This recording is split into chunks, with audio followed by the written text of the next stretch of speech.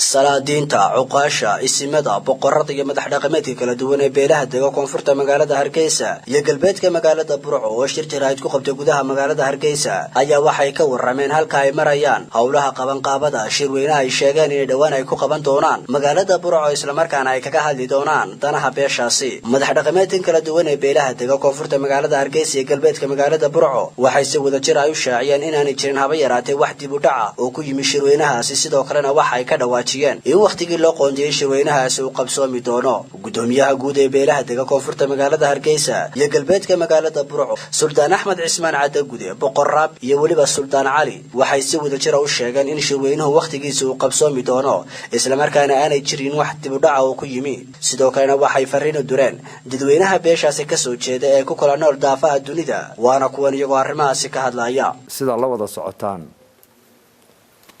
waxay guddiga guud ku dhawaaqday shirkaasoo aan u magacawnay guddiga qabanqaabada weegiiba mar ayaanu kala war qaadanaa siday u socdaan kolba hawlihii shirku iyo sida loo dardargeliyo marka shirkeenan maanta wuxuunbuu ka mid yahay aan idigu yeedhnay saxaafad ahaan in sidii caadiga ahayd aan isugu nimi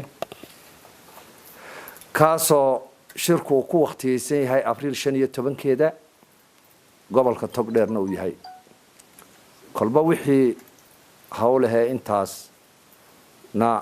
aanu ku kala war qaadano marka dhammaan gudaha iyo dibadda bulshooyinka reer Somaliland iyo cidda sida gaarka ah oo shirkan u khuseeyo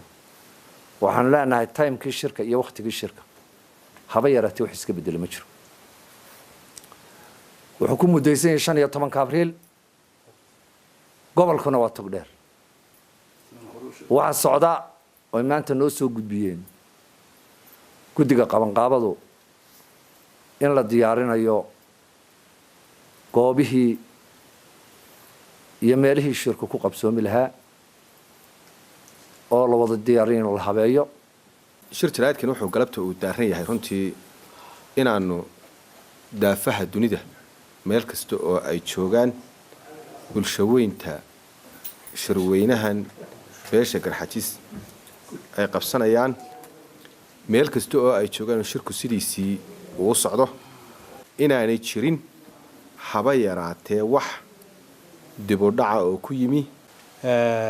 sida odayaashu ay u dhawaajiyeen iyo guddidu ayaanu la qabnaa haddaanu nahay mustambeedkii guddida guud waxaanu la qabnaa sida shirkuna sida ay hawl maalmeedkiisu u socdo waanu ku ayidsanahay kula shaqaynanaa uu taagan yahay wax iska bedelayna ma jiro waqtigu waa 15 abriil meeshu waa gobolka Togdheer saacad kama dambaynayo waqtigaan u qabanay Cabdi Fataax Xasan Xuseen Xareed Kalsan TV Hargeysa